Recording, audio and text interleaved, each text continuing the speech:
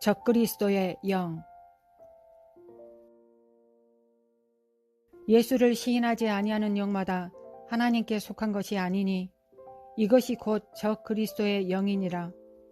오리라 한 말을 너희가 들었거니와 이제 벌써 세상에 있느니라. 종말이 다가옴에 따라 결국에는 예수 그리스도의 은혜로부터 멀어진 모든 사람에 대한 악의 영향력이 절정에 다다를 것이다. 우리가 예수님의 형상을 실증해 보이고 그분의 뜻을 행하는 데 있어서 점점 예수 그리스도의 한 부분이 되어 가든지 아니면 적그리스도의 이미지를 더욱 반영하면서 그 영의 활동에 더욱 관련되든지 이 둘 중 하나가 점점 더욱 분명해질 것이다. 예수님은 제자들에게 아무도 두 주인을 섬길 수 없다 라고 말씀하셨다. 우리는 한 주인을 섬길 수 있고 한 주인을 섬길 것이다. 이제 남아있는 질문은 우리가 어떤 주인을 섬길 것인가 하는 것이다. 이상히 여기면서 짐승을 따르는 자들 가운데 있을 것인가? 아니면 어린 양이 어디로 인도하든지 따르는 자들 가운데 있을 것인가? 사도 바울은 에베소 교인들에게 보낸 편지에서 이것이 어떻게 보일지에 대한 그림을 보여주었다. 그는 믿음으로 구원받는 모든 사람은 그의 만드신 바라 그리스도 예수 안에서 선한 일을 위하여 지으심을 받은 자라고 말하였다. 그러나 그리스도 밖에 있는 자들은 모두 공중 권세 잡은 자, 즉 불순종의 아들들 가운데서 지금 역사하는 영에 따라 살고 있다. 우리가 성경을 통해 분명히 알 수 있는 것이 있다. 그것은 우리가 이 땅에서 하나님의 일과 뜻을 행하는 일에 관련되든지 이것은 하나님 나라에 들어갈 자들이 삶에서 맺는 열매다. 아니면 결국 사탄의 뜻과 일을 행하는 자들과 연합하게 될 것이라는 것이다. 예수님은 모든 남자와 여자가 그를 위한 자가 아니면 그를 반대하는 자로 알려질 것이라는 것을 강조하셨다. 예수님은 그를 믿는다고 말하지만 삶에서는 필요한 열매들을 전혀 맺지 못하는 자들을 향해 도전하심으로써 이것을 더욱 분명히 밝히셨다. 너희는 너희 아비 마귀에게서 났으니 너희 아비의 욕심을 너희도 행하고자 하느니라. 역사를 통해 볼 때 바울이 디모데에게 설명한 것과 같이 모든 세대에는 타락한 자들이 많이 있었다. 저희로 깨어 마귀의 올무에서 벗어나 하나님께 사로잡힌 바 되어 그 뜻을 좇게 하실까 함이라. 예수님에 의해 사탄을 자기 아버지로 삼고 그의 욕심을 따라 행하고 싶어하는 자들이라고 지적된 사람들과 같이 이들은 분별하지 않는 자들과 준비되지 않는 자들의 마음과 생각을 사로잡는 일에 사용되었다. 즉 사탄의 포로가 되어 그의 뜻을 행하게 되었다. 요한이 우리에게 상기시켜 주는 것은 앞으로 오겠지만 지금도 존재하며 실상 항상 있어왔던 저 그리스도의 영이 이 땅에 존재한다는 것이다. 그러나 이 시대의 끝에는 저 그리스도의 영이 하나님의 계획들과 목적들과 백성을 더욱 분명하고 계획적으로 방해할 것이다. 저 그리스도를 이해하기. 성경에서 사용된 저 그리스도라는 말은 두 개의 헬라어에서 왔다. 하나는 반대의, 대신에 혹은 게다가 라는 의미다. 두 번째 의미는 기름 부음 받은 자 혹은 메시아를 위해 사용된 단어에서 왔다. 따라서 저 그리스도라는 말은 그리스도나 기름 부음 받은 자처럼 보이지만 실제는 그리스도나 기름 부음 받은 자와 정반대이거나 대신하거나 덧붙여지거나 혹은 완전히 반대되는 것을 의미할 수 있다. 사도 요한은 특별히 마지막 시대에 모든 믿는 자가 직면하게 될 저 그리스도의 영과 관련된 어떤 특징들을 강조하였다.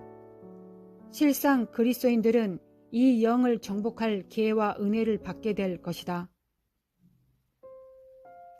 먼저 간단하게 언급한 것과 같이 저 그리스도의 영은 믿지 않는 모든 자의 마음과 생각에 영향을 미쳐 사로잡으려 하겠지만 특별히 광범위하게 영향력을 행사하는 자들에게 집중할 것이다.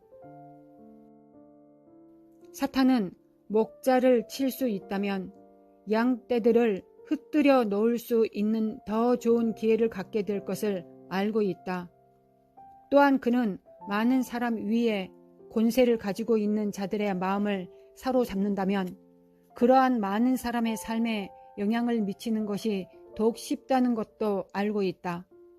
잠언의 말씀은 우리에게 다음과 같이 말해준다.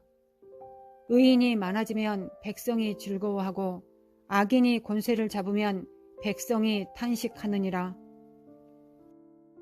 그 뒤에는 또한 다음과 같은 말씀이 기록되어 있다. 관원이 거짓말을 신청하면 그 하인은 다 악하니라. 따를 만한 사람을 찾는 것이 인간 본성의 한 부분이기 때문에 지도자들이 사람들에게 영향력을 행사하는 것은 자연스러운 것이다. 이것 때문에 하나님 나라의 리더십은 압제나 조종이 아니라 다른 사람이 따를 표준을 설정해 주고자 하는 종의 도에 기초하고 있다. 둘째, 요한은 저 그리스도의 영이 이미 이 세상에 있는 것을 보았다. 이 영은 또한 도래하고 있다. 다른 말로 해서 이 시대의 마지막까지 이 땅에는 악에 대한 계시와 실제적인 현상들이 계속 증가할 것이다. 이사야는 어두움이 땅을 덮을 것이며 캄캄함이 만민을 가리울 것이다 라는 것을 우리에게 상기시켜준다. 하지만 동시에 그리고 훨씬 더욱 높은 수준에서 예수님을 주로 알고 따르는 모든 사람의 삶을 통하여 예수님과 그의 능력과 나라와 영광에 대한 계시도 점점 증가할 것이다. 요한계시록이나 묵시록의 1차적인 목적은 저 그리스도의 영에 대한 계시가 아니며 마지막 때에 대한 공포 이야기도 아니다. 오히려 그것은 모든 시대, 특별히 마지막 때에 예수 그리스도를 드러내고 계시해주는 책이다. 요한계시록은 절망 가운데서 소망을 주고 연약함 속에서 힘을 주고 편만한 기만 속에서 진리를 주고 파괴 속에서 구원과 해방을 주고 패배 속에서 승리를 주고 죽음 가운데서 생명을 주고 인간들이 경험해온 어둠 중에서도 가장 짙은 어둠이 될 상황 속에서 빛을 주기 위해 쓰인 책으로서 항상 열려있는 책이다. 우리가 종종 들은 것과 같이 빛이 어둠을 몰아내지 어둠이 빛을 몰아내지는 못할 것이다. 세 번째, 저 그리스도의 영은 그리스도 안에 있는 자들에 의해서 정복될 것이며 그들 안에 거하시는 그리스도의 위대함을 이해하게 될 것이다. 선지자 다니엘은 미래 혹은 마지막 때라 알려진 시대에 이 땅에서의 삶이 어떠할지를 보았다. 그는 폐역자들이 가득할 때 한 왕이 일어날 것이라는 것을 보았다. 그때 다니엘은 그 왕이 무시무시한 생김새를 지니고 있으며 또한 못된 계략을 이해하고 행사하는 권세를 소유할 것이고 그 자신이 아닌 다른 근원으로부터 영향을 받을 것이라고 묘사하였다. 이러한 힘이나 권세를 지닌 그 왕은 수많은 사람의 삶을 파괴시키기 위한 특별한 능력을 지니게 될 것이다. 그는 심지어 어느 기간 동안은 강하고 거룩한 백성을 멸할 능력까지 가지게 될 것이다. 게다가 그는 자신의 교활한 특성을 통해 진리의 뿌리를 두지 않는 많은 사람들의 마음과 생각을 사로잡을 것이며 동시에 기만을 퍼뜨리면서 번영의 상태를 파괴하고 분산시킬 것이다.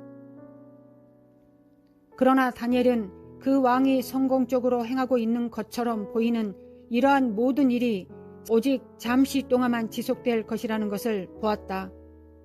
그가 사람의 손을 말미암지 않고 깨어지리라.